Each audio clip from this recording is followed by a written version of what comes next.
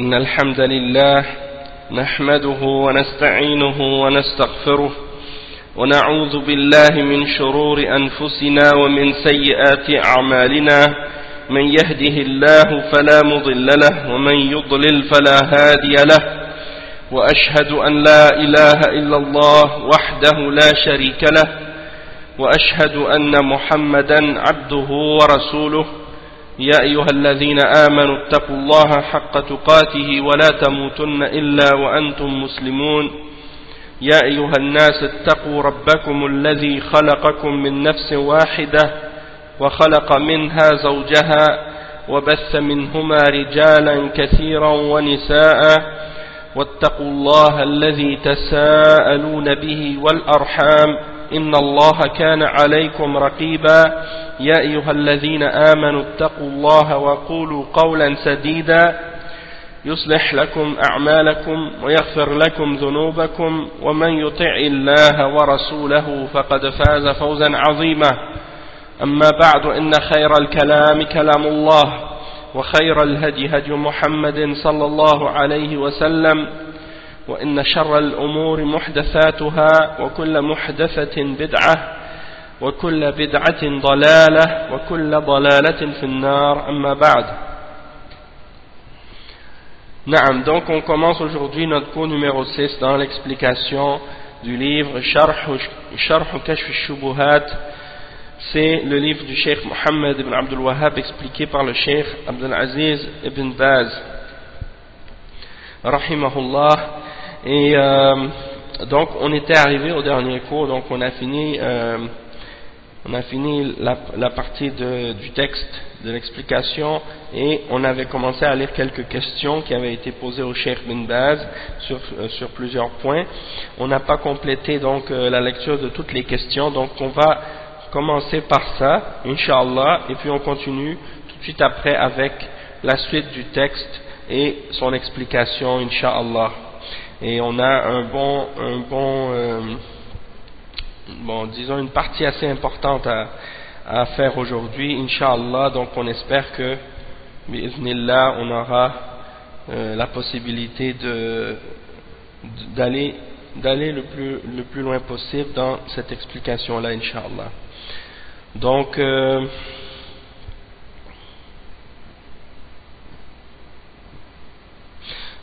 on commence, Inch'Allah. La question suivante, c'était Man hum awliya Allah? Qui sont les awliya d'Allah? Et comme on a expliqué plusieurs fois, al-awliya, ça signifie, c'est le pluriel, awliya c'est le pluriel de wali, hein, et c'est ceux qui ont la wala d'Allah subhanahu wa ta'ala ou qui sont rapprochés d'Allah subhanahu wa ta'ala, ceux que Allah aime et ceux qui aiment Allah subhanahu wa ta'ala. Donc al-awliya, ce sont ceux-là. Et ça c'est sur le plan de qu'est-ce que ça signifie le mot lui-même linguistiquement. Puis les soufis parfois ils utilisent ce terme comme on l'a expliqué, mais ils l'utilisent à tort et à travers, et ils l'utilisent parfois dans le même sens que l'utilisent les chrétiens par exemple lorsqu'ils parlent de leurs saints, ou bien aussi par exemple les juifs et les hindous et les bouddhistes. Ils attribuent à des hommes pieux des caractéristiques surnaturelles et ils leur donnent des caractéristiques même divines. Donc c'est des exemples d'exagération au sujet des hommes pieux, et donc eux ils les appellent comme ça awliya, ou bien ils les appellent aussi asiyad ou sayyid, hein? Et donc c'est pour dire, ils leur donnent des attributs divins et ils les invoquent en dehors d'Allah, et ils font même des pèlerinages à leur tombe, et ils croient parfois que ceux-là ont le contrôle de l'univers ou qu'ils connaissent le ghaib, hein, et en particulier même qu'ils leur donnent aussi des degrés, hein, c'est-à-dire ils donnent aux saints, aux différents saints qu'ils ont, une certaine hiérarchie dans les différents degrés de saints qu'ils ont. Au-dessus il y a le Rawh ou le Qutb qu'ils appellent, parfois même ils l'appellent aussi le Qutb du Qutb. Qutb, ça veut dire un pôle. Donc il l'appelle le pôle. Donc, et parfois, comme je dis, il l'appelle même le pôle du pôle. Et il croit donc que celui qui est le pôle, eh bien, il a le contrôle du ghaib, il a le contrôle de l'univers, il connaît le ghaib, il peut, en tout cas, tu lui demandes ce que tu veux, il te le donne. Ils ont complètement oublié Allah subhanahu wa ta'ala, ils ont mis ces hommes-là à la place. Et puis il y en a d'autres à d'autres degrés. Il y a comme par exemple ce qu'ils appellent Al-Awtad, et il y a d'autres degrés aussi également que je n'ai pas mémorisé, mais bon, c'est pour dire que ces choses-là sont bien connues dans les livres des soufis. Et ça fait partie de leurs fausses croyances et de leurs superstitions, qui sont nombreuses. Donc c'est ça, manhum al-awliya. Donc selon Ahl Sunnah wal Jama'a, qui sont les awliya d'Allah? Donc la réalité c'est que le cheikh il répond, il dit hum al-mu'minun al-muti'u lillahi wa li rasulihi. Allahu yaj'alna wa iyyakum minhum. Kullu man ata'a Allah wa rasulahu wastaqama 'ala al-haqq huwa min awliya'illah. Donc le cheikh il répond, il dit, c'est aussi simple que ça. Le cheikh il répond, il dit ce sont les croyants. Donc al-awliya, les awliya d'Allah, ce sont les croyants. Celui qui obéit à Allah et à son messager, c'est un wali d'Allah. Et qu'il dit que Allah fasse de nous ainsi que de vous des awliya, et qu'il fasse qu'on soit parmi eux. Toute personne qui obéit à Allah et à son messager et qui s'est tenu fermement sur la vérité, qui est resté sur la vérité, eh bien il fait partie des awliya d'Allah. Donc c'est pas comme les soufis s'imaginent que il y a une catégorie spéciale d'êtres humains qui ont des caractéristiques semi-divines ou divines, et puis qui font des miracles à volonté, qui ont des pouvoirs magiques et surnaturels, que ce sont eux les awliya. Ça c'est des mensonges, des calomnies. Alhamdulillah, les awliya, ce sont les hommes pieux et les saints, les gens qui croient en Allah, qui s'écartent de ce qui est haram et qui font ce qui est obligatoire. Donc, ça c'est les awliya. Et donc, les prophètes, ce sont les premiers parmi les awliya et les plus élevés en degré parmi les awliya. Il n'y a personne qui est plus rapproché d'Allah que les prophètes. Et puis, il y a ensuite, parmi les hommes, les sahaba. Les sahaba, ce sont parmi les plus grands des awliya d'Allah, après les prophètes. Et ensuite, tous les autres sont en dessous. Tous les autres qui viennent par la suite sont en dessous de ceux-là. Il n'y a personne qui est, parmi les musulmans, il n'y a personne qui est plus rapproché d'Allah que les sahaba.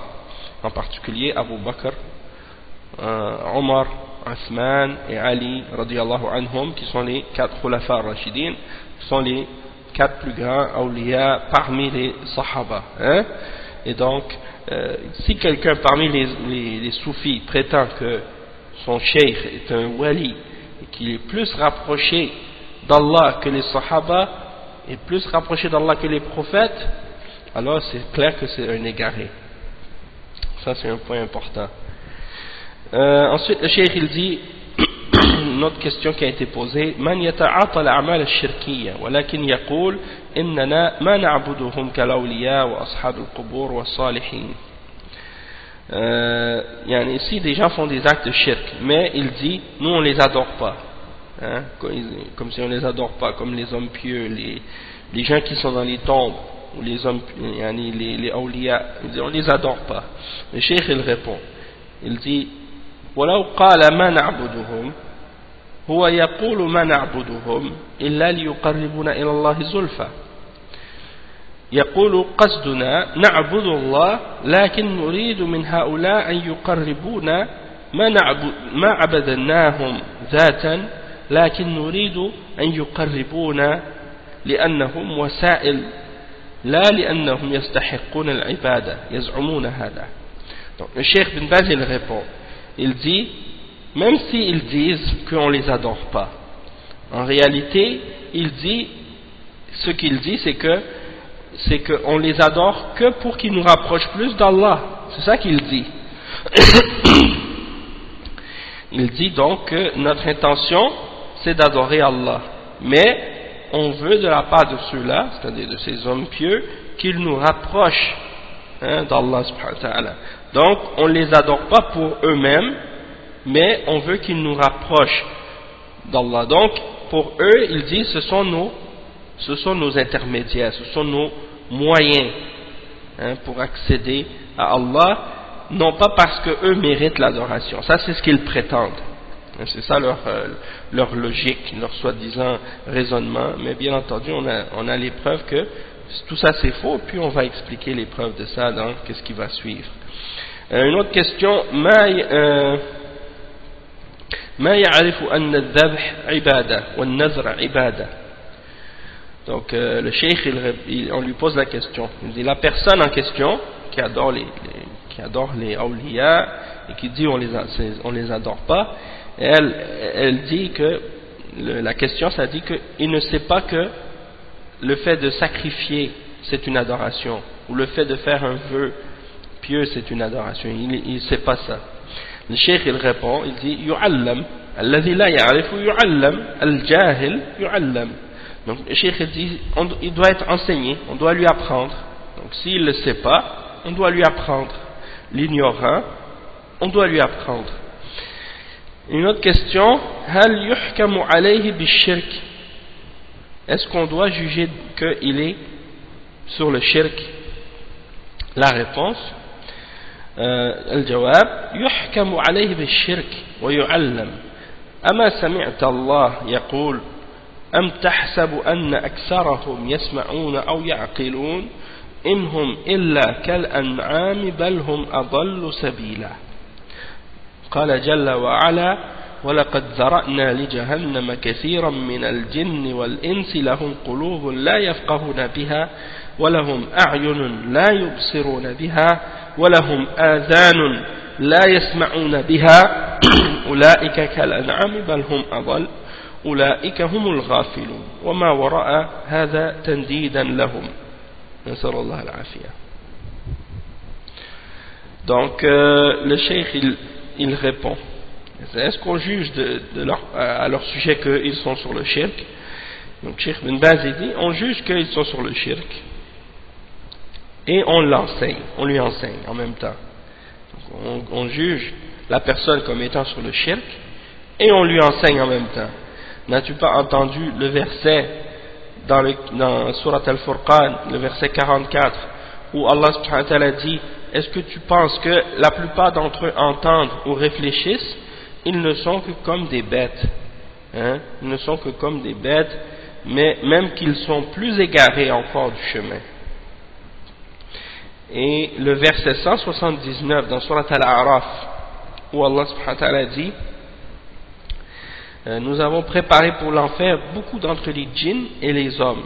Ils ont des cœurs mais ils ne comprennent pas. Ils ont des yeux mais ils ne voient pas avec. Et ils ont des oreilles mais ils n'entendent pas avec. Ceux-là sont comme les bestiaux. Même qu'ils sont plus égarés encore. Ceux-là sont les insouciants. Donc, ça c'est qu'est-ce que le cheikh explique. Donc lui, le cheikh il dit, donc ce sont des gens qui sont dans le shirk, qui font le shirk, et il faut leur apprendre. Il faut leur apprendre. La question ensuite c'est ما معنى قوله تعالى إنا هديناه السبيل إما شاكرا وإما كفورا.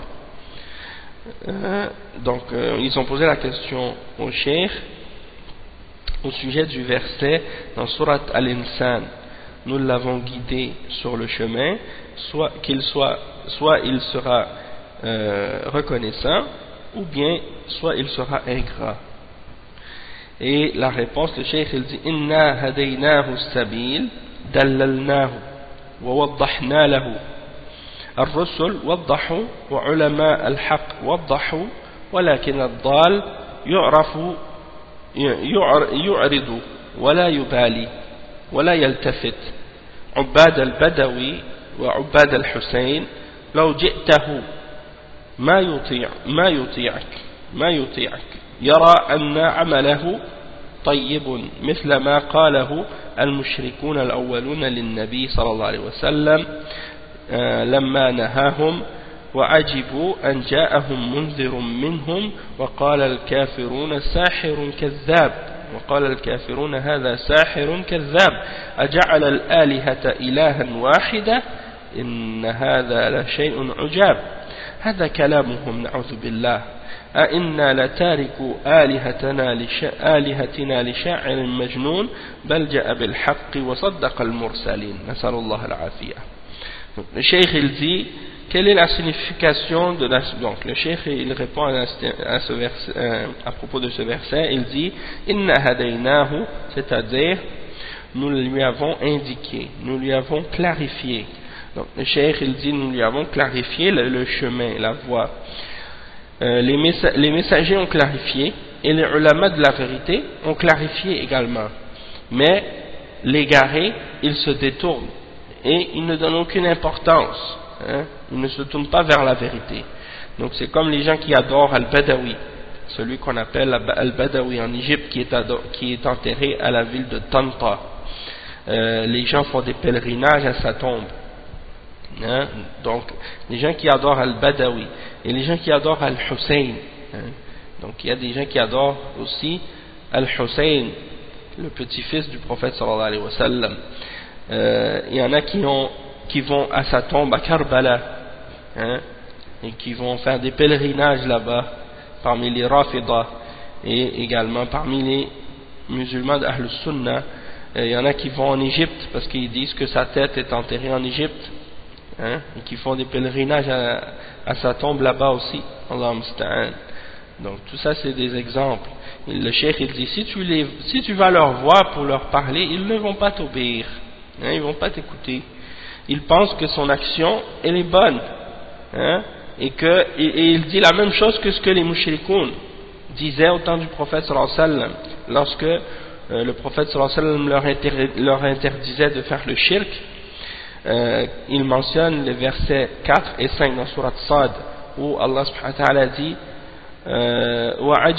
et ils se sont étonnés qu'un avertisseur leur vienne de par eux-mêmes, et les mécréants disent celui-ci n'est qu'un sorcier, un menteur.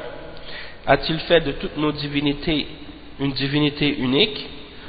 Cela est certes une chose étonnante. Et ça c'est leur parole, na'udhu billah. Et ils disent également allons-nous abandonner toutes nos divinités pour un poète fou? Et Allah subhanahu wa ta'ala il répond, il dit certes il est venu avec la vérité et il a confirmé ce que les messagers ont ramené avant lui. Donc ça c'est le verset 36 dans Surat Saffat.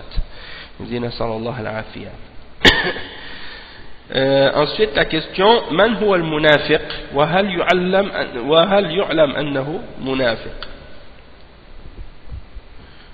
Donc la question c'est qui est le munafiq, qui est l'hypocrite, et est-ce qu'il sait qu'il est hypocrite, ou est-ce qu'on peut savoir qu'il est un hypocrite?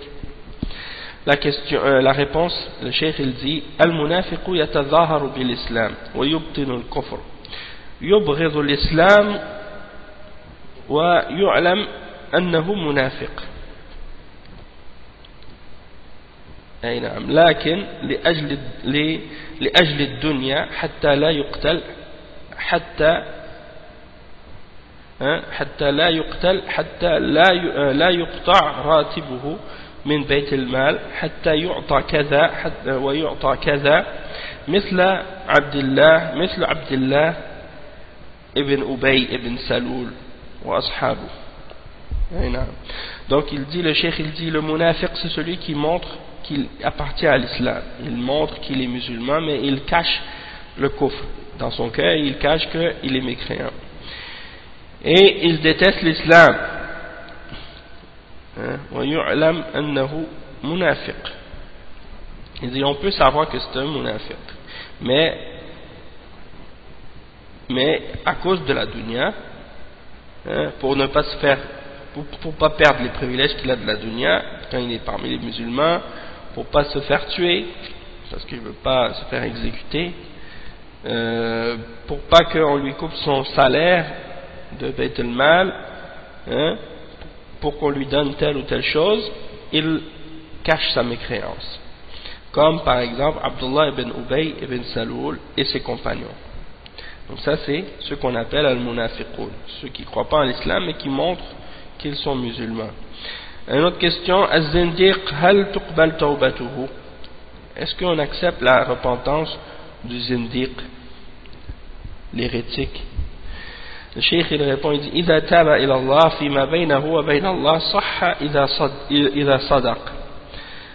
Donc le cheikh il répond, il dit s'il s'est repenti entre lui et Allah et qu'il est sincère dans sa repentance, donc dans ce cas-là sa repentance sera acceptée. En fait, az-zindiq, c'est l'hypocrite. Et il y a différentes explications des ulama à propos du zindiq.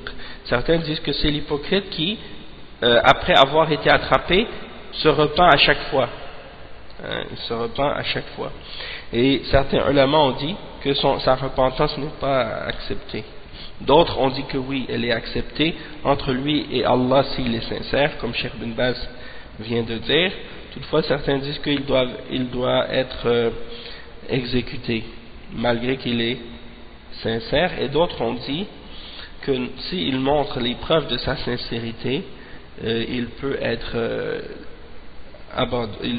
laissé. Comme par exemple certains parmi les zanadiqa qui faisaient partie des sectes d'hérétiques et qui ont dévoilé les secrets de la mécréance de ces différentes sectes et qui sont revenus à l'islam, et ils ont ramené par exemple les livres de ces gens-là, puis ils ont montré aux musulmans le coffre qu'ils cachent et ainsi de suite, et ils les ont démasqués, dévoilés. Donc ça c'était des preuves de leur sincérité. Certains ulama ont dit bon, des gens qui agissent de cette façon-là, ils montrent les plans et les ruses et les égarements de ces gens-là, donc ça c'est c'est une preuve de sincérité de leur part. Donc ils acceptaient la repentance de certains d'entre eux, comme de cet exemple-là. Wallahu a'lam. Après le cheikh il dit as-su'al al-ulama alladhina yarawna al-'amma yaf'aluna ash-shirk wa yaskutuna 'an dhalika hal yuqalu bi kufrihim? La question c'est les ulama qui voient les musulmans du commun en train de faire le shirk et qui ne disent pas un mot, qui se taisent, est-ce qu'on doit juger de leur kufr? Le cheikh bin Baz il répond, il dit la yuqalu innahum mudahanun wa alayhim jarima wa la yukaffarun illa idha ra'aw annahum musibun idha i'taqadu ashya'a lahum. Donc le cheikh il dit non, on ne dit pas que ce sont des kuffars, on dit que ce sont des gens qui sont des mudahinoun. Mudahinoun, c'est-à-dire des gens qui transigent, hein, qui font des compromis. Et ils ont commis un grand crime, ça c'est clair. Mais on ne déclare pas ces gens-là kuffars, excepté si eux-mêmes considèrent que ce que ces gens-là pratiquent comme shirk est correct, est bon, et qu'ils croient eux-mêmes en ces choses-là. Ils sont d'accord et ils croient à ces choses-là, donc dans ce cas-là, oui. Mais sinon, on ne va pas dire d'eux que ce sont des kuffars.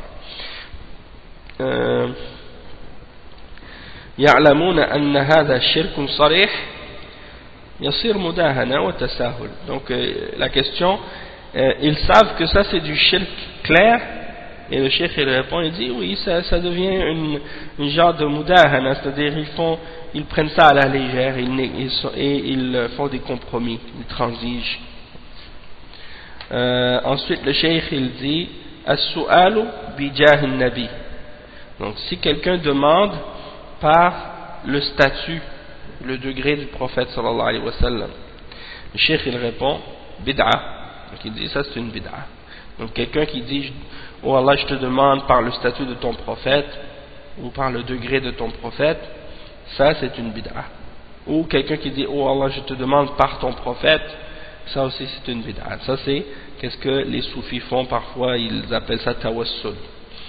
Et il y en a parmi eux qui font ça, mais qui demandent directement au prophète sallallahu alayhi wa sallam, ou bien aux hommes pieux. Et dans ce cas-là c'est pas bid'a, mais dans ce cas-là c'est shirk akbar, hein, s'ils demandent directement au prophète.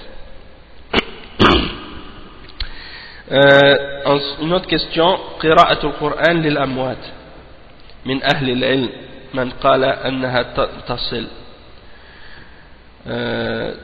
La question c'est de lire le Coran pour les morts. Parmi les hommes de science, il y en a qui disent que la récompense va être donnée aux morts. Est-ce que c'est vrai? Le cheikh il répond, il dit الصواب أنها لا تصل. ذكر الشيخ تقي الدين أنها لا تصل بلا نزاع. فقراءة القرآن لا تصل ولا يجوز أخذ الأجرة عليها، فإنه لم يرد عن النبي صلى الله عليه وسلم ما يدل على وصولها، إنما جاء التقرب بالصدقات والحج والعمرة والدعاء بإجماع المسلمين، وهذا يصل وينفع للأموات. أما أن يقرأ عنهم ويقرأ لهم ما عليها دليل. Donc le cheikh il répond, il dit la réponse correcte c'est que la récompense de la lecture qu'on fait pour les morts du Coran, elle ne leur parvient pas, c'est-à-dire elle n'arrive pas aux morts. Il dit que le cheikh Taqiyuddin, et il parle probablement, il parle peut-être ici de cheikh Ibn Taymiyyah, parce que Taqiyuddin c'est le surnom de cheikh l'Islam Ibn Taymiyyah. Donc ذكر الشيخ تقي الدين أنها لا تصل بلا نزاع. Il a dit que la récompense elle ne leur parvient pas sans dispute, c'est-à-dire il n'y a aucun désaccord sur ça, il n'y a aucun désaccord que la lecture que quelqu'un fait du Coran pour un mort, elle ne lui parvient pas la récompense. Donc la récitation du Coran ne leur parvient pas, c'est-à-dire la récompense ne va pas leur parvenir, et ce n'est pas permis de prendre un salaire pour ça, parce que dans certains pays musulmans, lorsque quelqu'un est mort, il y en a des récitateurs du Coran, des hafiz du Coran ou bien des récitateurs du Coran qui sont spécialistes pour ça, c'est-à-dire qu'ils se tiennent quelque part et ils attendent que les gens viennent les appeler ou les chercher pour réciter le Coran pour eux lorsqu'il y a un mort, et ils reçoivent de l'argent pour faire ça. Donc le cheikh il n'est pas permis de prendre un salaire pour faire ça, et il dit parce que ça n'a pas été rapporté du prophète sallallahu alayhi wa sallam, et il n'y a rien qui vient du prophète sallallahu alayhi wa sallam qui indique que la récompense va parvenir aux morts pour la lecture du Coran. Il n'y a pas de preuve. Les preuves sont venues par rapport au fait de faire des sadaqat, comme par exemple si quelqu'un fait de la charité ou donne de l'aumône pour le mort, oui, ça il y a des preuves. Pour faire le hajj pour le mort, oui, il y a des preuves. La umrah, il y a des preuves. Pour faire des du'as pour le mort, ça c'est bien. Ça, il y a le consensus des musulmans à ce sujet-là, ils sont tous d'accord que ça c'est correct. Mais que ça c'est correct, que ça la récompense va leur parvenir et que ça va être bénéfique pour le mort. Ça c'est correct. Mais de réciter le Coran pour eux, ça il n'y a aucune preuve à ce sujet-là. Donc ça c'est la réponse à propos de cette question. Le Cheikh Ibn Baz il a expliqué ça bien. Une autre question. الذي ورد فيه نص هو الذي يؤخذ به. Donc c'est ça. Le Cheikh il répond نعم العبادات توقيفية. Donc le Cheikh on lui pose la question par rapport à la question précédente. Donc celui qui a été mentionné dans les textes, c'est celui qu'on prend, c'est celui-là qu'on fait, qui est permis de faire, et le cheikh il répond, il dit oui, les adorations sont tawqifiyya, dans le sens que dans les questions qui ont rapport avec l'adoration, on doit s'arrêter et se limiter au texte, on ne peut pas dépasser qu'est-ce qui est dans le texte. Une autre question, il dit قيل إننا وهابيون نحن مسلمون غير متعصبون وأنت جاهل تعلم حتى تعرف الحق الحق ما يعرف بالرجال الحق يعرف بالأدلة وتبين له قل ادرس الأدلة تأمل الأدلة فالأدلة هي المحور هي التي عليها المدار وأتباع محمد صلى الله عليه وسلم ليسوا متعصبين المتعصب المقلد الذي يتبع أهل الباطل في باطلهم لأنهم شيوخه أو لأنهم أجداده أو لأنهم آباؤه أو لأنهم أصحابه ويتبعهم ويقلدهم تعظيما لهم هذا المتعصب. Le cheikh il dit certains disent que nous sommes des wahhabiyoun, des wahhabiyoun, c'est-à-dire qu'on suit Cheikh Mohammed ibn Abdul Wahhab. Il dit non, nous sommes des musulmans et nous ne sommes pas des fanatiques ou des gens qui suivent aveuglément quelqu'un. Il dit toi tu es ignorant, alors apprends pour que tu puisses connaître la vérité. La vérité ne se connaît pas par les hommes, la vérité se connaît par les preuves. Et tu lui expliques, et tu lui clarifies. Dis à la personne qui dit qu'on est des wahhabiyoun, tu dis apprends les preuves, étudie les preuves, réfléchis sur les preuves. Et les preuves sont le centre sur lequel on doit se concentrer. Et les gens qui suivent le prophète Mohammed sallallahu alayhi wa sallam ne sont pas des fanatiques qui suivent aveuglément les autres. La personne qui est fanatique et qui suit aveuglément, c'est celui justement qui est le muqallid, celui qui suit quelqu'un, celui qui suit les gens de la fausseté, dans leur fausseté, parce que ce sont leurs shuyukh.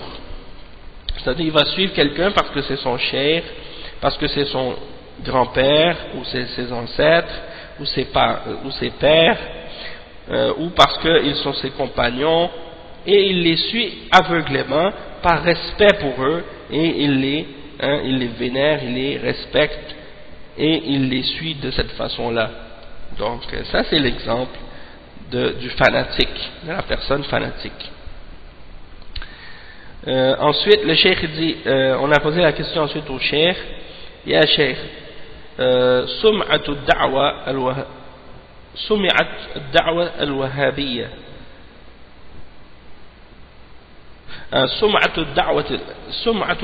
الوهابية طيبة في هذه الجزيرة فقط. En fait, c'est que la question qui a été posée au cheikh, il dit au cheikh, la réputation de la da'wa al-wahhabiyya, elle est uniquement bonne en Arabie, c'est-à-dire dans la péninsule arabe.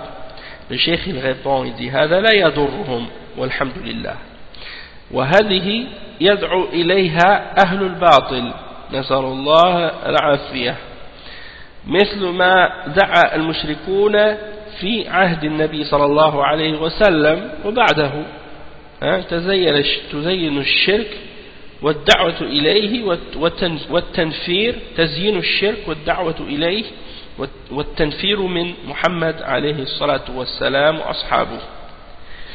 Donc le cheikh il dit ça leur cause aucun tort, alhamdulillah. Il dit ça c'est ce que faisaient les gens de la fausseté, et ils font toujours ça.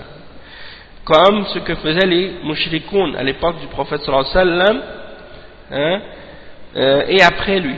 Ils embellissent le shirk pour les gens, et ils appellent au shirk, et ils font fuir les gens du prophète Mohammed sallallahu alayhi wa sallam et de ses compagnons. En utilisant ce genre de termes ou ce genre de nom, les wahhabites. Ils disent c'est les wahhabites. Et donc pour faire peur aux gens, pour faire fuir les gens, pour essayer de faire croire aux gens que la chose à laquelle on est en train d'appeler c'est quelque chose de différent que ce que le prophète Mohammed sallallahu alayhi wa sallam appelait les gens à suivre. Donc ça fait partie des ruses des gens de la fausseté, des gens du mensonge. La dernière question, Afallahu ank, walakin al-juhal yaghtarruna bi kalami haula. Donc il dit, mais il y a des gens ignorants qui se laissent tromper par les paroles de ces gens-là. Le cheikh il répond, yajibu ala ahli al-ilm an yuwaddihu. أهل العلم الذين عندهم بصيرة وعندهم هدى وعندهم عقيدة صحيحة في بلادهم عليهم أن يوضحوا نسأل الله أن يأتي بأهل العلم الصالحين توكلوا على الله. Donc le cheikh il dit, il est obligatoire pour les gens de la science de clarifier. Les gens de science sont, ceux qui ont de la compréhension et de la science, ceux qui ont de la guidance, qui ont la bonne aqidah, la bonne croyance dans leur pays, c'est à eux de clarifier. Et on demande à Allah subhanahu wa ta'ala de faire en sorte que viennent des hommes de science pieux et mettez votre confiance en Allah. Donc ça c'est important, tawakkul ala Allah. Le fait de mettre sa confiance en Allah. Donc ça c'est la dernière question. Donc on passe maintenant à la lecture du texte de la parole du Cheikh Mohammed ibn Abdul Wahhab maintenant, pour voir qu'est-ce qu'il dit dans le texte de Kashf al-Shubuhat. Et là on va commencer à lire ensemble les trois premières shubuhat des mushrikines. Ok, donc le cheikh il répond maintenant, il clarifie maintenant la réponse détaillée. Au dernier cours on a expliqué la réponse générale, maintenant il commence à expliquer la réponse détaillée à propos des shubuhat des mushrikines. Donc il dit, le cheikh il dit amma al-jawab al-mufassal fa inna a'da Allah lahum i'tiradatun kathira ala din ar-rusul يصدون بها الناس عنه منها. Donc ça c'est la première shubha, قولهم نحن لا نشرك بالله بل نشهد أنه لا يخلق ولا يرزق ولا ينفع ولا يضر إلا الله وحده لا شريك له وأن محمدا صلى الله عليه وسلم لا يملك لنفسه نفعا ولا ضرا فضلا عن عبد القادر أو غيره ولكن أنا مذنب والصالحون لهم جاه عند الله وأطلب من الله بهم. Donc ça c'est la première shubha. Le cheikh il répond, il dit, en ce qui concerne la réponse détaillée, al-mufassal, il dit que certes les ennemis d'Allah ont beaucoup d'opposition contre la religion des prophètes, par lesquels ils essaient d'obstruer la voie des gens vers la religion des messagers. Donc parmi les shubuhat, la première shubha c'est que, en fait pour résumer cette shubha, c'est que celui qui affirme ar-rububiyyah, pour eux, du moment qu'il affirme la rububiyyah, eh bien il n'est pas mushrik, parce que ils n'ont pas voulu adorer les hommes pieux. Ils prétendent qu'ils n'ont pas voulu adorer les hommes pieux, ils voulaient uniquement leur statut et leur intercession. Donc à cause de ça, ils considèrent qu'ils ne sont pas des mushrikines, puisqu'ils affirment la rububiyyah et ils ne font que chercher l'intercession et le statut des hommes pieux. Donc ça c'est le résumé. Maintenant l'explication, le cheikh comment il le dit, voici ce qu'il explique. Par exemple, voici un exemple de leur shubuhat, c'est la première shubha. Ils disent, nous ne faisons pas le shirk avec Allah, nous témoignons, certes, en fait nous témoignons que rien ne peut créer, rien ne peut donner le risque, rien ne peut nous profiter, rien ne peut nous nuire excepté Allah lui seul et sans partenaire.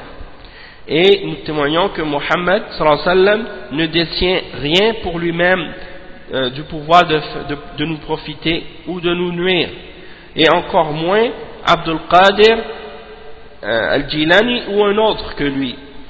Mais nous sommes des pécheurs. Et les hommes pieux, ils ont un statut élevé auprès d'Allah. Et donc, nous demandons à Allah par cela. Et donc, nous demandons à Allah par cela. Ça, c'est leur argument. Et le cheikh, il répond, il dit فَجَاوِبْهُ بِمَا تَقَدَّمْ وَهُوَ أَنَّ الَّذِينَ قَاتَلَهُمْ رَسُولُ اللَّهِ صلى الله عليه وسلم مقرون بما ذكرت ومقرون أن أوثانهم لا تدبر شيئا وإنما أرادوا منها الجاه والشفاعة واقرأ عليه ما ذكره الله في كتابه ووضحه. Donc le cheikh il dit la réponse à cette shubha, il dit donne-lui la réponse par rapport à ce qu'on a déjà expliqué auparavant, c'est-à-dire que ce que le prophète Mohammed sallallahu alayhi wa sallam, ce que le messager d'Allah sallallahu alayhi wa sallam a combattu, ils affirmaient ce que tu mentionnes, la même chose, hein? Et ils disaient, ils affirmaient que leurs idoles ne pouvaient rien gérer, rien contrôler de l'univers, qu'ils ne contrôlaient rien du tout, et qu'ils voulaient uniquement de ces idoles le statut et l'intercession. Il disait, vous dites la même chose que les mushrikoun. Et là, le cheikh il dit, et tu leur récites ce que Allah a mentionné dans son livre, et tu le clarifies. Donc ça, c'est la façon comment tu réponds à cette shubha. La deuxième shubha, hasruhum ibadatu ghayrillahi fil asnami duna salihin. Donc ça, c'est la deuxième shubha, c'est qu'ils limitent l'adoration d'autres que Allah aux idoles. Et non pas ils n'incluent pas l'adoration des hommes pieux dans le shirk et dans l'adoration.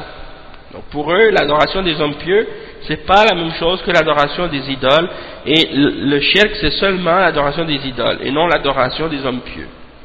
Donc ça c'est le résumé de la deuxième shubha.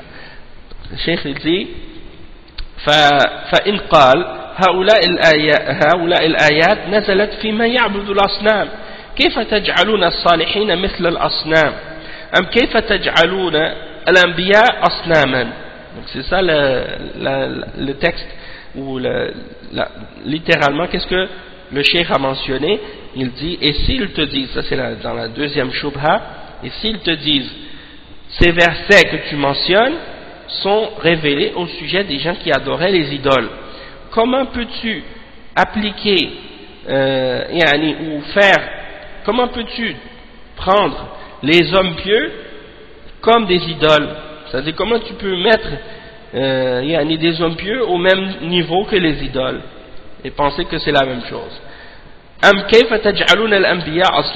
Ou bien comment pouvez-vous faire des prophètes des idoles. C'est ça leur shubha. Ils pensent que si tu adores un prophète ou un homme pieux, ça c'est pas la même chose que d'adorer un idole. Le cheikh il répond فَجَاوِبْهُ بِمَا تَقَدَّمْ. Donc tu lui donnes la réponse et tu lui expliques la même chose que qu'est-ce qu'on a expliqué précédemment. فإنه إذا أقر أن الكفار يشهدون بالربوبية كلها لله وأنهم ما أرادوا ممن قصدوا إلا الشفاعة ولكن إذا أراد أن يفرق بين فعلهم وفعله بما ذكر فاذكر له أن الكفار منهم من يدعو الأصنام ومنهم من يدعو الأولياء الذين قال الله فيهم أولئك الذين يدعون يبتغون إلى ربهم الوسيلة أيهم أقرب ويدعون عيسى بن مريم وأمه وقد قال تعالى وما المسيح ابن مريم إلا رسول قد خلت من قبله الرسل وأمه صديقة كان يأكلان الطعام انظر كيف نبين لهم الآيات ثم انظر أنى يؤفكون قل أتعبدون من دون الله ما لا يملك لكم ضرا ولا نفعا والله هو السميع العليم واذكر له قوله تعالى ويوم يحشرهم جميعا ثم يقول للملائكة أهؤلاء إياكم كانوا يعبدون قالوا سبحانك أنت ولينا من دونهم بل كانوا يعبدون الجن أكثرهم بهم مؤمنون. وقوله تعالى وإذ قال الله يا عيسى ابن مريم أأنت قلت للناس اتخذوني وأمي إلهين من دون الله قال سبحانك ما يكون لي أن أقول ما ليس لي بحق إن كنت قلته فقد علمته تعلم ما في نفسي ولا أعلم ما في نفسك إنك أنت علام الغيوب. فقل له أعرفت أن الله كفر من قصد الأصنام وكفر أيضا من قصد الصالحين وقاتلهم رسول الله صلى الله عليه وسلم. Donc c'est ça la deuxième shubha. Donc il dit tu lui donnes la réponse qu'est-ce qu'on a expliqué précédemment, puis si il est d'accord et il affirme que les kuffars témoignaient de la rububiyya, qu'elle appartient tout à Allah subhanahu wa ta'ala, et que les mushrikoun à l'époque du prophète sallallahu alayhi wa sallam, ils ne se rapprochaient de ces idoles que parce qu'ils voulaient de l'intercession, hein, mais si ils essaient par la suite de faire une distinction entre l'action des mushrikoun et leurs actions à eux avec les hommes pieux,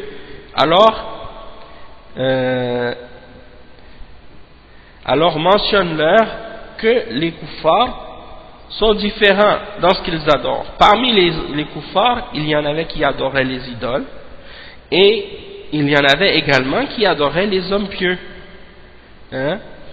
Et c'est ceux au sujet desquels Allah subhanahu wa ta'ala a mentionné ce qu'il a dit dans le verset 57 en surat Al-Isra. أولئك الذين يدعون يبتغون إلى ربهم الوسيلة أيهم أقرب. Donc c'est-à-dire ils invoquent les mushrikoun, ils invoquaient par exemple Isa ibn Maryam, comme les chrétiens par exemple, hein? Ils adorent Isa ibn Maryam, le fils de Marie, et sa mère, hein? Ils adorent Marie.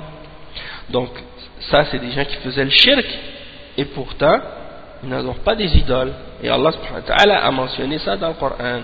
Il dit ceux-là même que ces gens-là adorent, eux-mêmes cherchent un moyen pour se rapprocher d'Allah et d'être plus près d'Allah. Donc comment vous pouvez adorer des gens qui eux-mêmes cherchent à se rapprocher d'Allah, hein? Donc au lieu d'adorer ces créatures, vous devriez faire comme ces créatures-là, c'est-à-dire adorer Allah seul, et non pas adorer ces créatures-là pour vous rapprocher d'Allah, hein? C'est une contradiction. Et donc le cheikh explique ça. Il dit, donc vous leur mentionnez ça, qu'il y a des kuffars qui sont différents, et ça, si vous avez lu Al-Qawa'id Al-Arba'a, vous savez que ça c'est un des points qui est mentionné dans Al-Qawa'id Al-Arba'a, que les mushrikoun ils sont diversifiés dans leurs objets d'adoration. Ils n'adorent pas tous des choses semblables. Il y en a qui adorent des idoles, mais il y en a aussi qui adorent des hommes pieux et des saints et autres, comme par exemple ceux qui adorent Isa ibn Maryam, c'est un prophète. Et il mentionne des versets à ce sujet-là dans Surat Al-Ma'idah, le verset 75-76. Donc dans Surat Al-Ma'idah, le verset 75-76, les versets qui clarifient la réalité de Isa alayhi salam.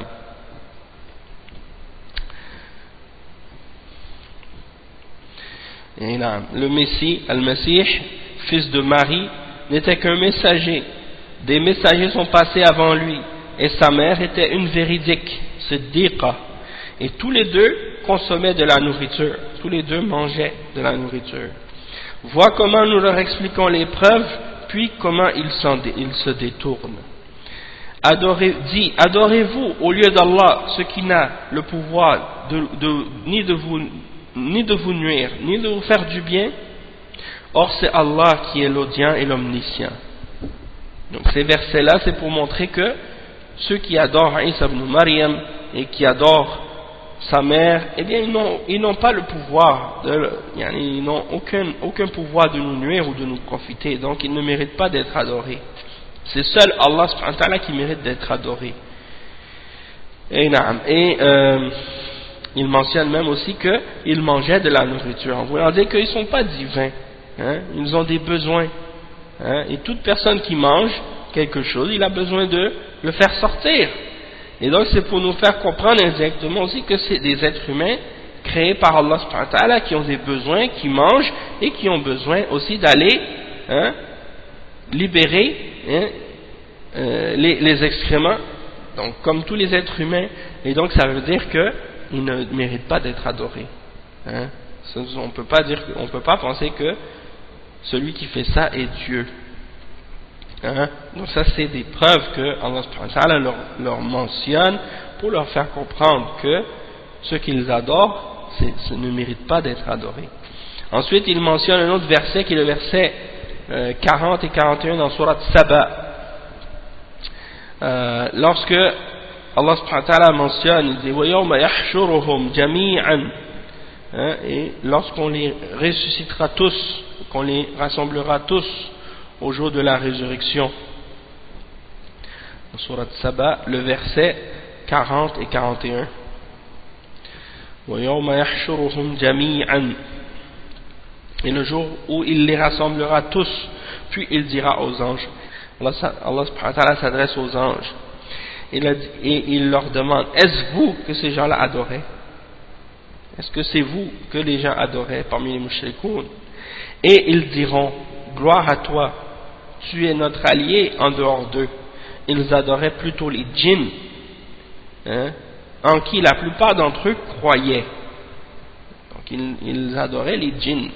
Donc c'est la preuve que parmi les mushrikoun, il y en a qui adorent les anges et il y en a qui adorent les djinns, hein, il y en a qui adorent les djinns, donc ils n'adorent pas que les idoles, hein. Par exemple les Haïtiens en Haïti qui font le vaudou et qui pratiquent le vaudou, ils n'adorent pas des idoles, mais ils adorent le djinn, et ça c'est du shirk aussi, hein.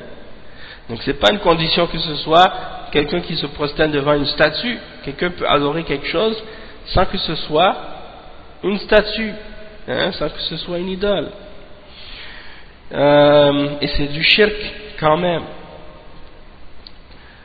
Ensuite il mentionne le verset 116 dans Surat Al-Ma'idah.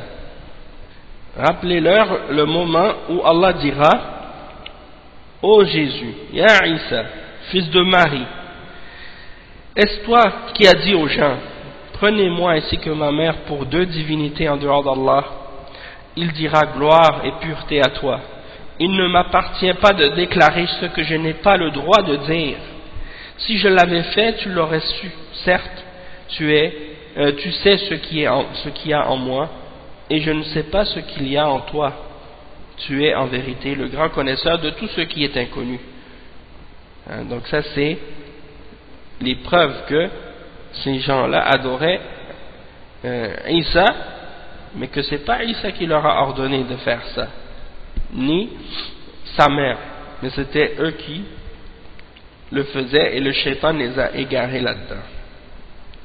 Donc le shaitan il dit, après avoir mentionné ces versets-là, il dit, alors dis-lui à la personne à qui tu discutes, parmi les gens qui justifient ou qui essaient de défendre le shirk, tu lui dis, donc maintenant, as-tu su que Allah subhanahu wa ta'ala a déclaré kuffar, celui qui a déclaré, ou celui qui a adoré les idoles, et qui s'est tourné vers les idoles, et qu'il a également déclaré kafir, celui qui s'est tourné vers les hommes pieux, et que le messager sallallahu alayhi wa sallam, le messager d'Allah les a combattus également?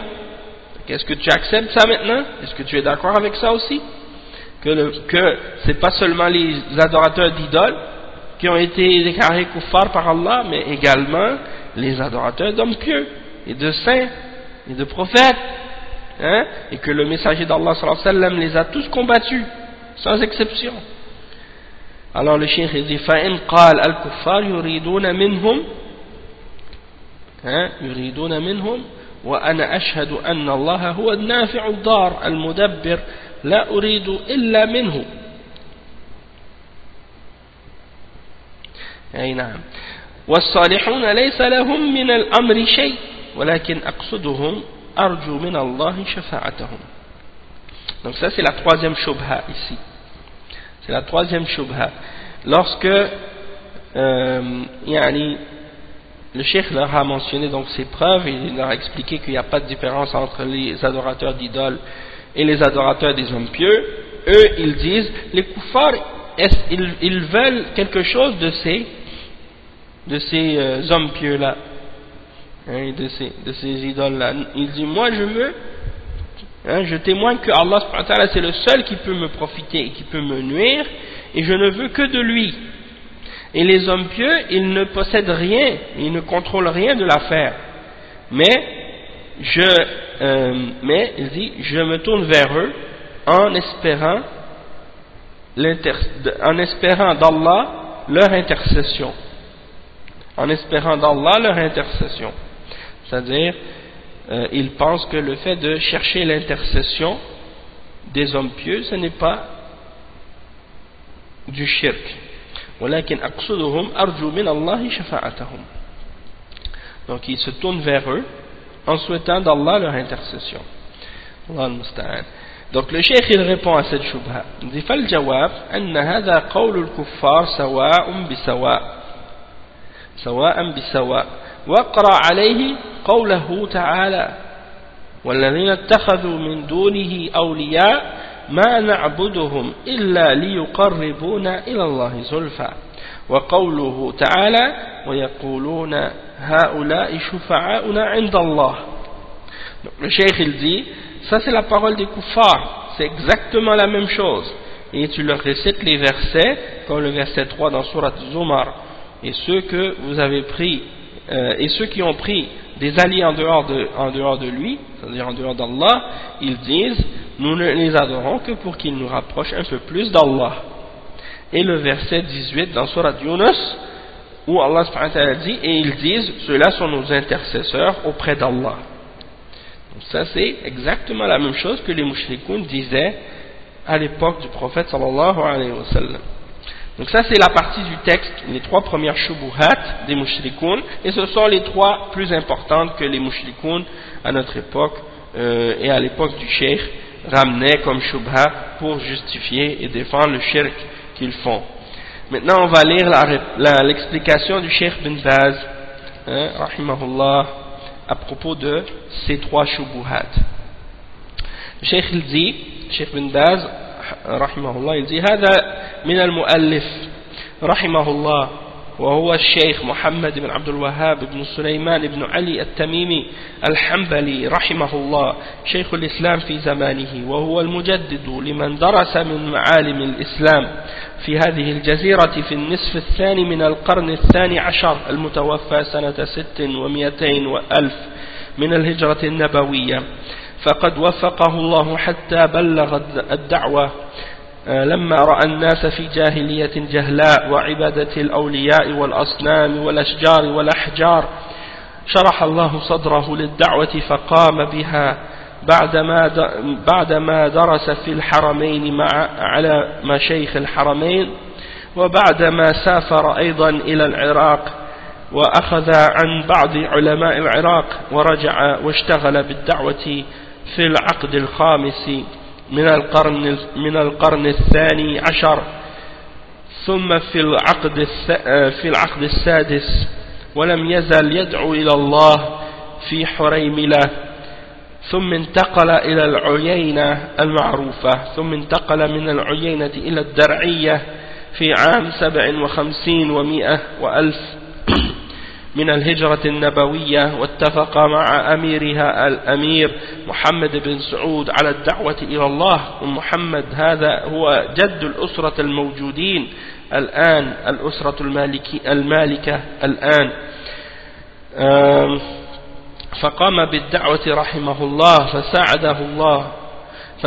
فساعده محمد وأبناء محمد والعلماء في زمانه من أهل الصدق علماء الحق والسنة ساعدوه في ذلك واجتهد في الدعوة والبلاغ والإرشاد والتبصير بالجواب المجمل كما تقدم وبالمفصل لأن أهل الشبه أقسام منهم الفاهم يحتاج إلى التفصيل ومنهم الجاهل يكفيه الرد المجمل. Donc le cheikh il répond, il dit Naam, il explique maintenant l'introduction, il dit voilà la parole de l'auteur, le cheikh Mohammed ibn Abdul Wahhab ibn Sulaiman, fils de Ali al-Tamimi al-Hanbali rahimahullah, cheikh l'islam. Il était le cheikh de l'islam de son époque et le réformateur de ce qui avait été perdu des enseignements de l'islam dans la péninsule arabe dans la deuxième partie du XIIe siècle. Il est mort en l'an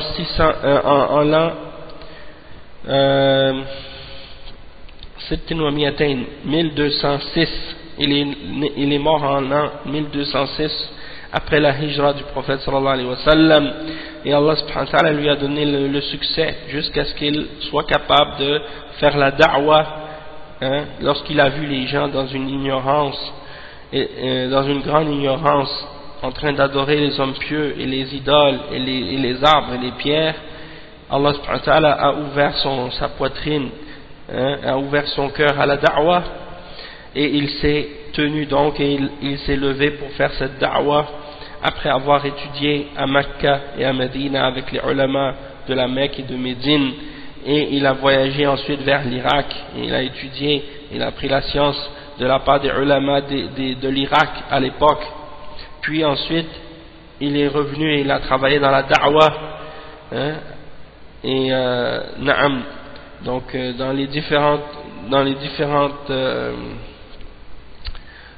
parties du XIIe siècle dans lesquelles il a vécu. Donc il a dans les différentes décennies il a fait la da'wah et appelé les gens dans différentes villes.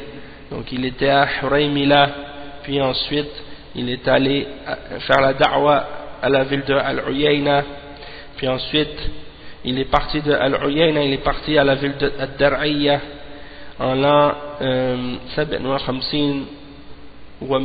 donc en l'an 1157 de la Hijra. Il est arrivé à la ville de Dar'iyya et c'est là qu'il a rencontré l'amir, le dirigeant de cette ville qui s'appelait Mohammed ibn Saoud. Et ce dirigeant de cette ville, l'amir Mohammed ibn Saoud, il a accepté sa da'wah et il l'a supporté dans cette da'wah. Et cet homme, Mohammed ibn Saoud, qui était le dirigeant de la ville de Dar'iyya, eh bien, il est le grand-père de la famille au pouvoir actuellement en Arabie Saoudite.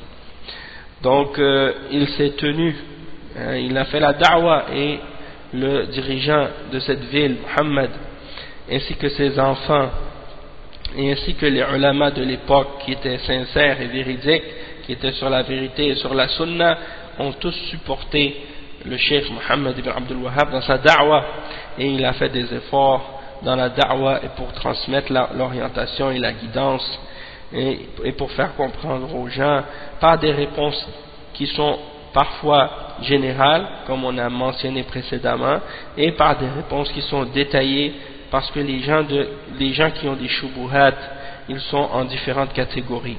Parmi les gens qui ont des shubuhat, il y a ceux qui sont des gens qui ont de la compréhension et qui ont besoin de détails et de clarifications détaillées, et parmi les gens de shubuhat, il y a l'ignorant pour qui la réponse générale est suffisante.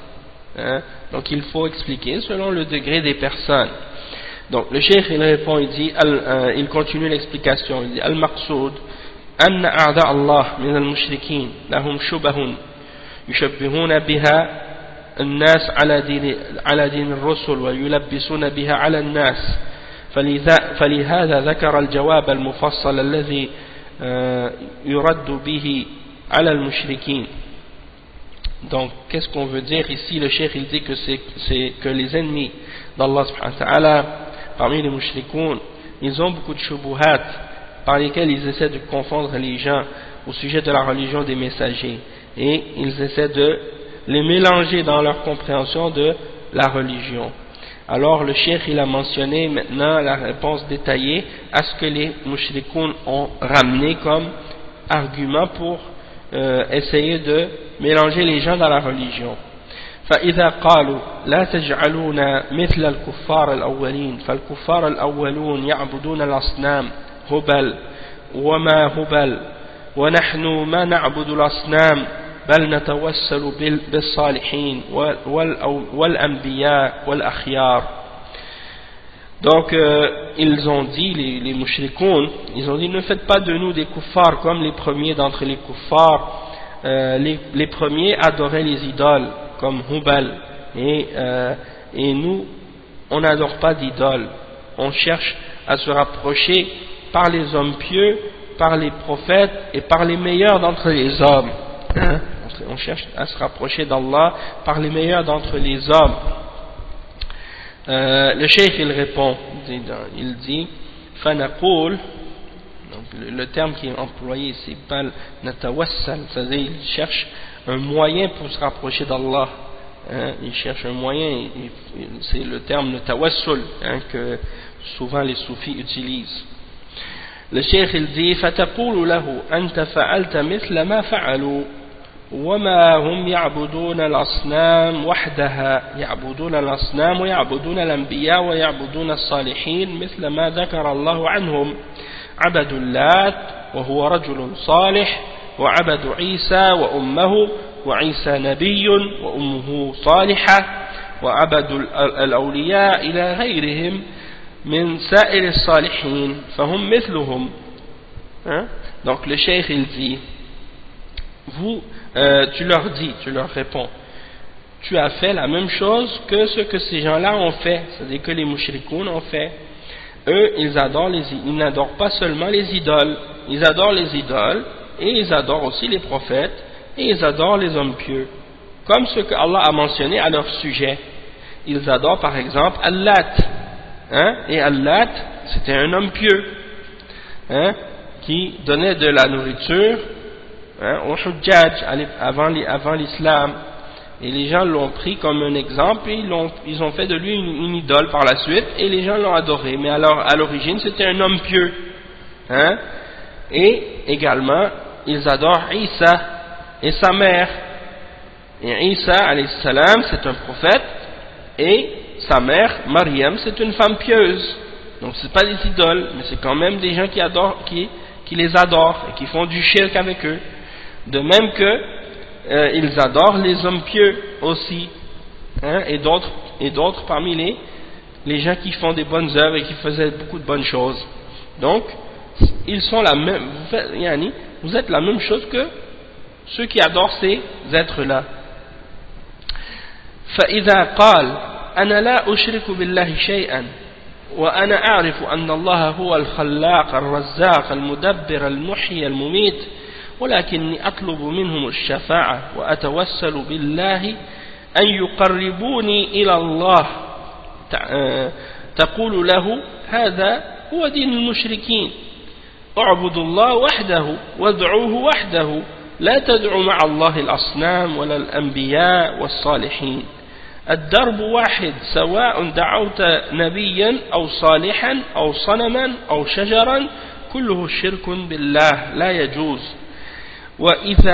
وإذا كانوا صالحين وأنبياء صلاحهم لهم ليس لك وصلاحهم لهم وأعمالهم لهم ولكن التوسل يكون بأعمالهم الطيبة تقتدي بهم تصلي كما صلوا تصوم كما صاموا تخلص العبادة لله كما أخلصوا تأمر بالمعروف وتنهى عن المنكر كما فعلوا هذا التأسي بهم تعمل مثل أعمالهم الطيبة أما أن تدعوهم مع الله تقول يا رسول الله انصرني أو اشفي مريضي أو يا سيدي عبد القادر أو يا أحمد البدوي أو يا حسن أو يا حسين أو يا علي أو تدعوهم تقول لي ما أعبده أو تدعوهم تقول لي ما أعبدهم ولكن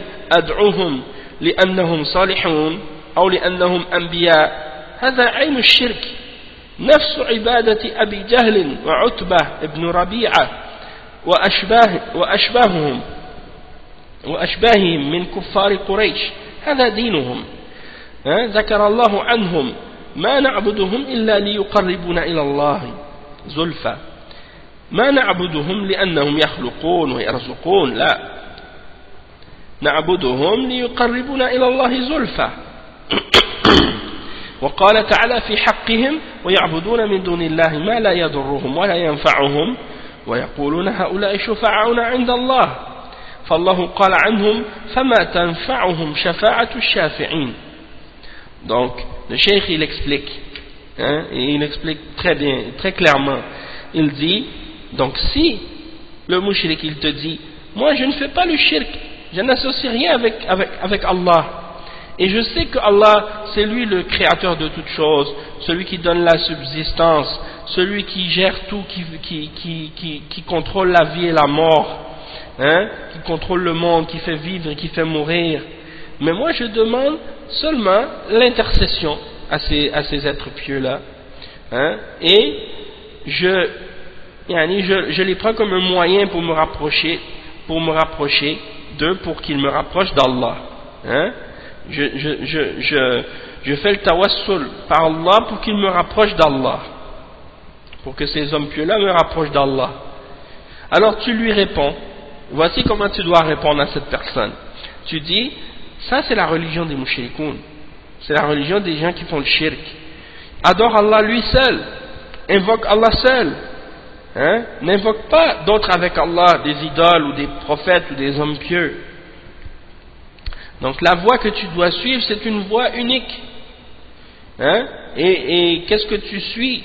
C'est la même chose que ce que suit celui qui fait le shirk à l'époque du prophète sallallahu alayhi wa sallam.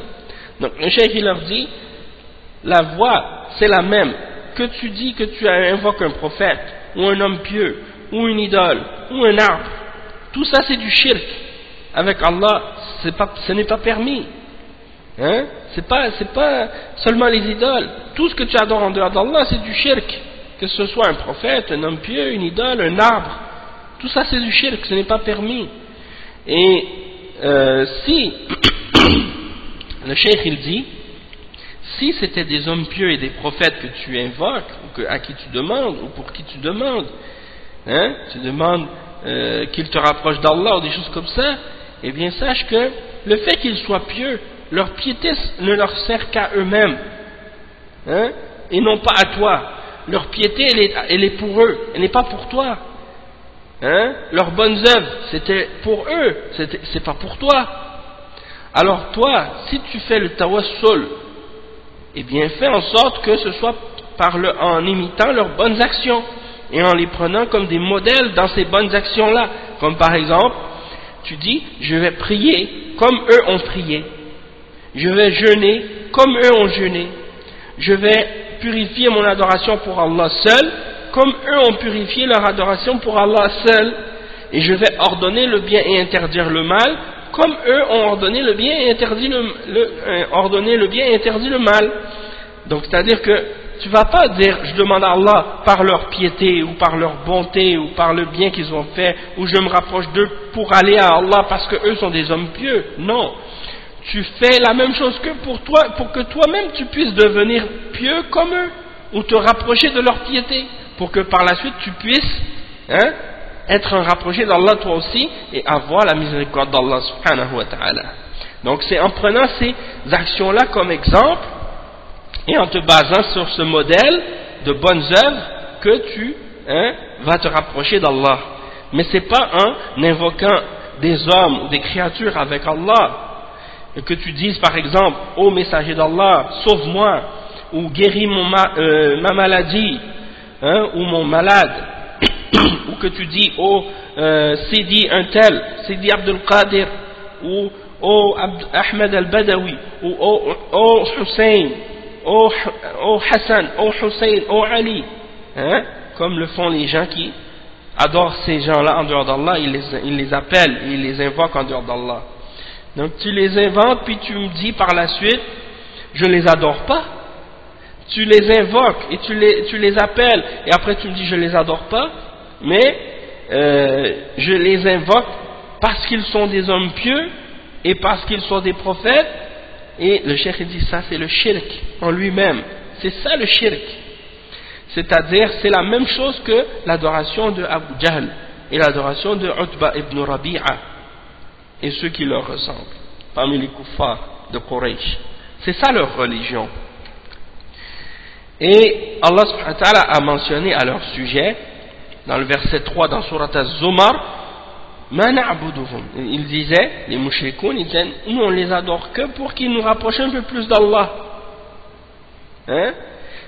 C'est-à-dire, il dit, on les adore pas parce qu'ils ont créé ou que parce qu'on croit qu'ils ont donné le risque. Non, on les adore uniquement pour qu'ils nous rapprochent un peu plus d'Allah. Hein?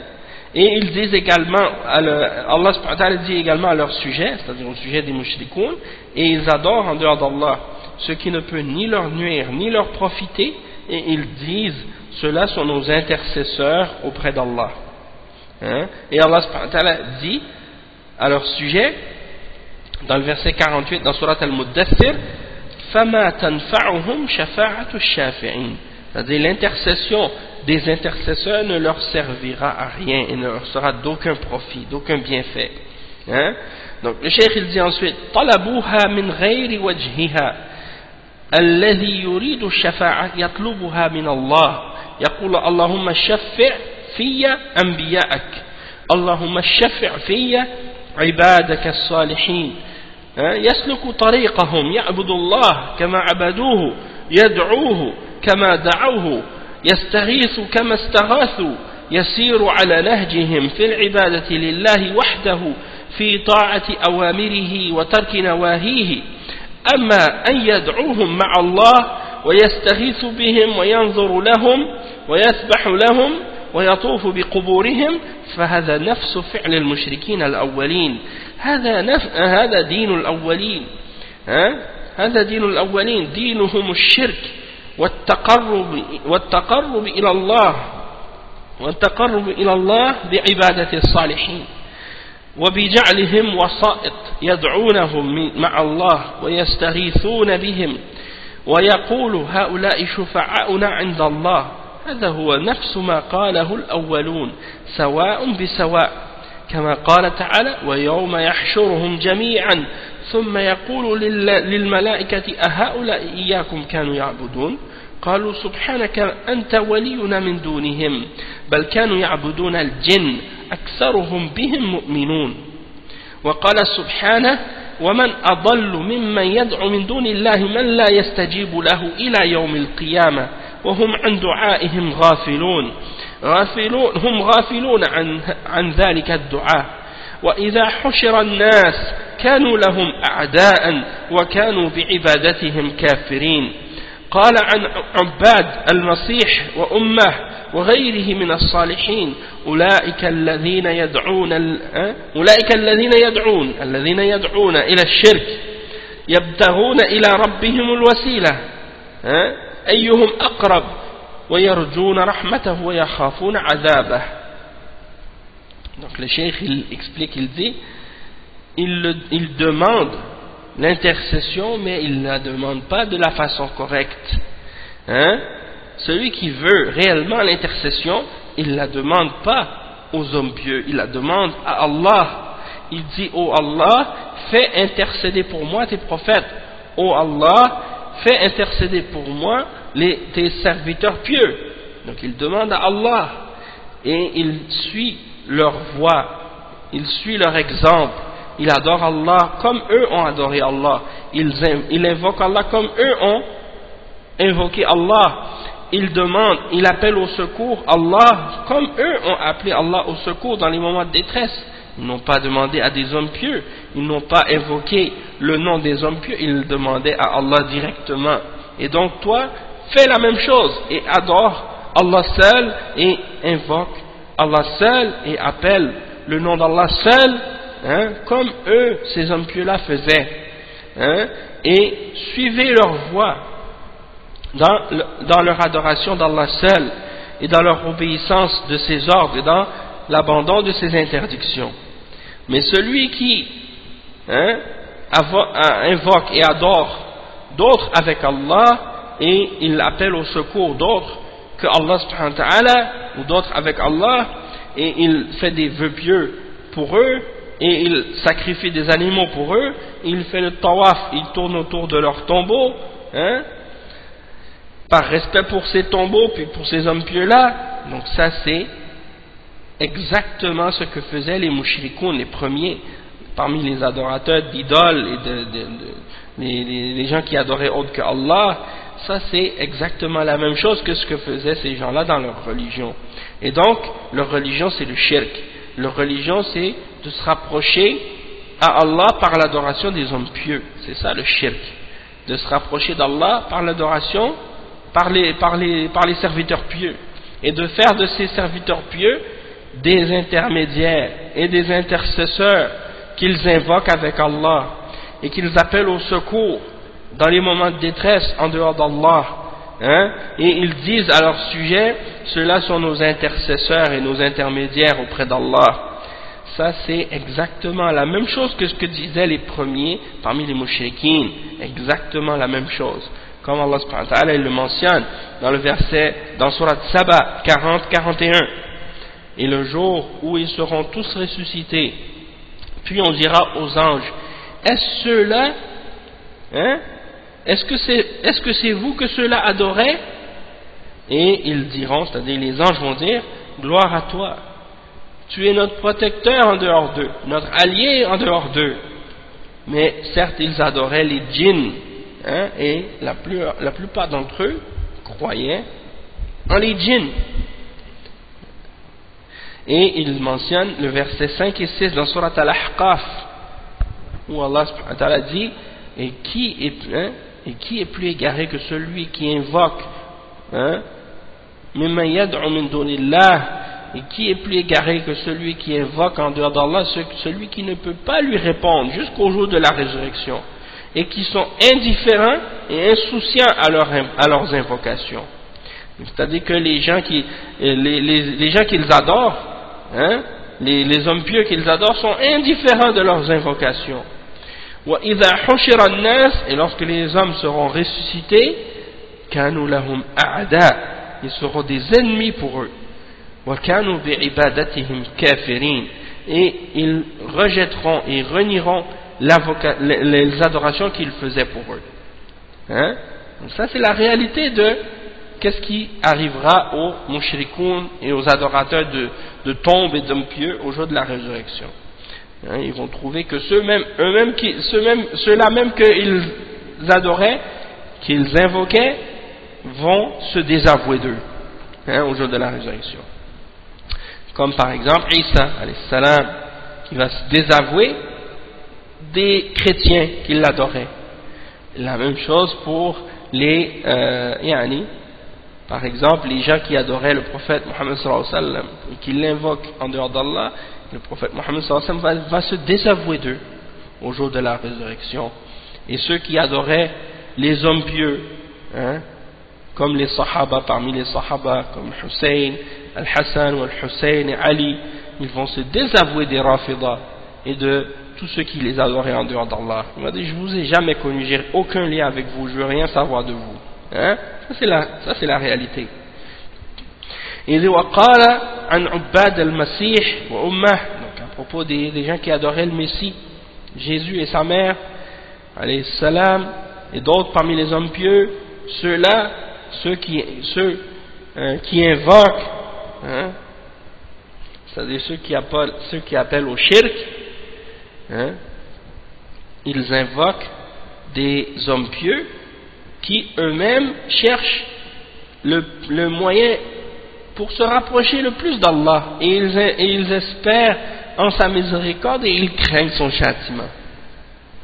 Tandis que les mushrikoun, eux, essaient de se rapprocher d'eux au lieu de se rapprocher d'Allah.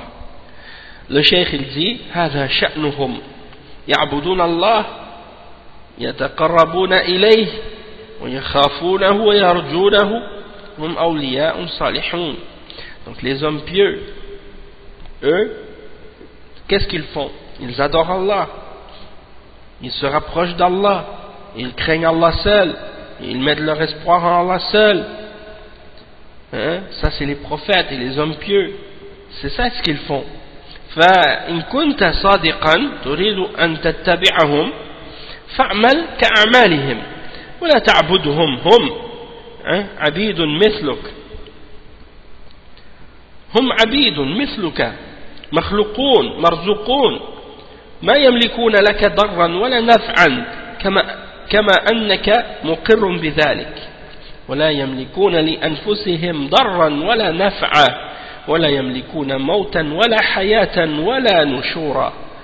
Le cheikh il dit, donc si vraiment tu es sincère et que tu veux les suivre, ces hommes pieux, alors fais comme eux, adore Allah subhanahu wa ta'ala seul et ne les adore pas eux sont des esclaves, des serviteurs d'Allah comme toi et ils ont leur subsistance d'Allah comme toi et ils sont créés comme toi et ils ne détiennent rien, ils n'ont pas la capacité ni de profiter ni de nuire comme tu le prétends toi-même et comme tu l'affirmes toi-même, comme Allah il dit dans le verset 3 dans Surat Al-Furqan, il dit وَلَا يَمْلِكُونَ لِأَنفُسِهِمْ ضَرًّا وَلَا نَفْعًا, ils ne détiennent pour eux-mêmes ni la capacité de nuire ni la capacité de profiter et ils ne détiennent pas la capacité de faire vivre ou de faire mourir ni de faire vivre ni de ressusciter les morts.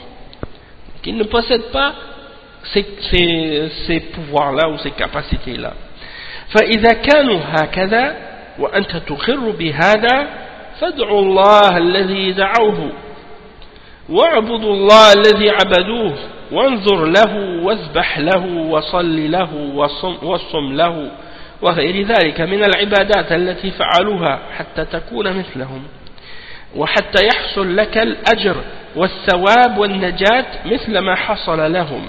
هذه حال المشركين في زمان المؤلف وفي زماننا الآن وقبل زمان المؤلف هذه حالهم وهكذا في زمن قريش وهكذا في زمن الأوائل زمن قوم نوح وقوم صالح كلهم هذا شركهم. نادر من يقول أن الآلهة تخلق وترزق، هذا شرك نادر، شرك الربوبية. أغلبهم مشركين شركهم في الألوهية، في التعبد وطلب النجاة والتوسل بهم بطلب شفاعتهم، طلب تقربهم إلى الله، طلب أن يشفعوا مريضهم، لا أنهم يشفون بأنفسهم لكن يشفون مريضهم لأنهم يشفعون إلى الله ويسألون الله وهم رفاة في القبور. وهذا من الجهل العظيم. ميت قد انتقلت روحه من جسده لا يملك لنفسه نفعا ولا ضرا وهو هو الذي يشفع لك، هو الذي يخلصك من العذاب من المرض بشفاعته. هذا هو الجهل الكبير، نسأل الله العافية. Donc le cheikh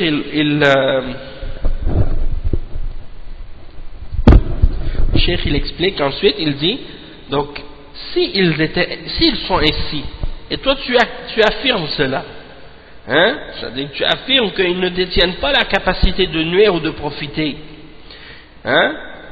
tu es d'accord avec ça, alors invoque Allah, invoque celui que eux invoquaient, adore Allah, celui que eux adoraient, et sacrifie et fait des vœux et prie et jeûne pour lui seul, et toutes les autres adorations que tu fais parmi les adorations, eh bien fais-les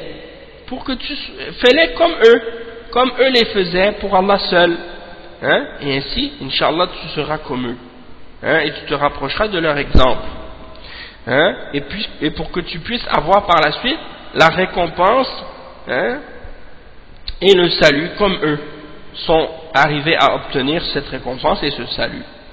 Et voilà, le cheikh dit, et ça c'est l'état des mouchriquines à l'époque de l'auteur, du cheikh Mohammed ibn Abdul Wahhab, et également à notre époque aujourd'hui. Ça n'a pas changé, il y a encore des gens à notre époque qui font les mêmes choses que ce que faisaient les gens à l'époque du Cheikh Mohammed ibn Abdul Wahhab dans les pays musulmans, et même avant le Cheikh Mohammed ibn Abdul Wahhab dans le monde musulman, ces pratiques-là et ces croyances-là sont répandues et sont dispersées et propagées partout, dans les villes, dans les villages, dans les campagnes, dans les montagnes, un peu partout dans les pays musulmans. Tu trouves des gens qui adorent des tombes et des morts, hein, et qui vénèrent leurs shuyukh et leurs hommes pieux et leurs saints, hein. Et tu trouves ça, c'est des pratiques qui sont même chez les juifs et chez les chrétiens, et c'est de eux que ça vient souvent, et chez des hindous et chez les bouddhistes, hein, et tu trouves ça partout, hein. Tu vois chez des gens qui sont bouddhistes ou autres, et dans leur maison ils vénèrent leurs ancêtres, et ils croient, hein, que leurs ancêtres sont capables d'entendre leurs prières et de les protéger, ou des choses de ce genre. Tout ça, c'est des exemples de shirk que ces gens-là font, et aujourd'hui ils se disent musulmans et ils font la même chose, hein? Allah al-Musta'an. Donc le cheikh il dit, ça c'est l'état de ces gens-là, et c'était la même état que les gens à l'époque des mouchriquines de Quraysh, hein? Et donc c'est ainsi que à l'époque des premiers parmi les mouchriquines, c'était la même chose aussi à l'époque de Nuh alayhi salam, quand ils ont commencé à faire le shirk avec les idoles, avec les statues qu'ils avaient fabriquées des hommes pieux à leur époque, comme Wad et Suwa' wa Yaghouth wa Ya'ouq wa Nasr, la même chose, hein, la même chose. Donc c'est ça leur shirk. Il dit leur shirk, la plupart de leur shirk c'est comme ça. Et les gens qui font le shirk par rapport à leur divinité et qui croient que ces divinités-là sont elles qui ont créé et qui donnent la subsistance, ça c'est très rare parmi les hommes, hein? C'est très rare que tu vas rencontrer un mushrik qui adore une idole ou qui adore un homme, ou un animal, puis qu'il croit que c'est cet homme ou cet animal qui a créé le monde. Très rare, tu ne vas pas trouver ça. Ça c'est très rare. Le shirk dans la rububiyya, il est plus rare que le shirk dans l'ibada. La plupart des gens qui font le shirk, ils font du shirk dans l'adoration, dans le fait de demander le salut, dans le fait de chercher l'intercession, hein, et de prendre les hommes pieux pour se rapprocher d'Allah subhanahu wa ta'ala et leur demander de les rapprocher d'Allah, hein. Ils demandent aux hommes pieux de ramener leur invocation à Allah pour eux, ou de demander à Allah de guérir leurs malades, ou de demander hein, parfois ils ne demandent pas aux hommes pieux de guérir les malades eux-mêmes, mais ils demandent aux hommes pieux de demander à Allah pour eux alors qu'ils sont morts, hein, alors qu'ils sont morts et enterrés, qu'ils sont devenus de la poussière dans la terre. Eh bien ils leur demandent de demander à Allah pour eux, et ça c'est du shirk, hein? Et ça c'est la grande ignorance. Un mort, son âme a été séparée de son corps, il ne possède aucun pouvoir ni pour lui-même, il ne peut ni nuire ni profiter, hein, pour quiconque, hein? Et il n'a pas le pouvoir d'intercéder et de te sauver du châtiment ou de la maladie par son intercession. Ça c'est de l'ignorance. Donc si tu veux la guérison, si tu veux l'intercession, si tu veux quoi que ce soit, qu'est-ce que tu veux ou tu désires, demande-le à Allah. Demande directement à Allah, et demande seulement à Allah et à personne d'autre, et demande pas par le nom de quiconque, hein, demande directement et clairement et uniquement à Allah subhanahu wa ta'ala. C'est ça le tawhid, hein? T'as pas à essayer de mentionner le nom de quelqu'un d'autre avec le nom d'Allah. Demande à Allah seul. Allah il suffit. Alaysa Allahu bikafin abdah, alaysa Allahu bikafin abdah. Hein? Allah subhanahu wa ta'ala il dit dans le Coran, n'est-ce pas que Allah est suffisant pour son serviteur? N'est-ce pas que Allah est suffisant pour son serviteur? Pourquoi tu as besoin de mentionner le nom de quelqu'un d'autre? Pourquoi tu as besoin de demander à quiconque autre que Allah? Allah ne te suffit pas? Hein, donc ça c'est très très important de comprendre ça. Ça c'est le premier point, hein, les 3 premières shubuhat qui ont été clarifiées donc et expliquées et réfutées donc dans les paroles du cheikh ici. On va s'arrêter maintenant, puis on continue Inch'Allah la semaine prochaine. On va lire les quelques questions au début du cours comme on a fait aujourd'hui, et puis on ira par la suite à l'explication de la 4e shubha. L'explication de la 4e shubha, Inch'Allah. Donc, subhanakallah wa bihamdik, ashhadu an la ilaha illa ant, astaghfiruka wa atubu ilayk, barakallahu fikum wa jazakumullahu khayran, wassalamu alaykum wa rahmatullahi wa barakatuh. Donc, à la semaine prochaine, Inch'Allah.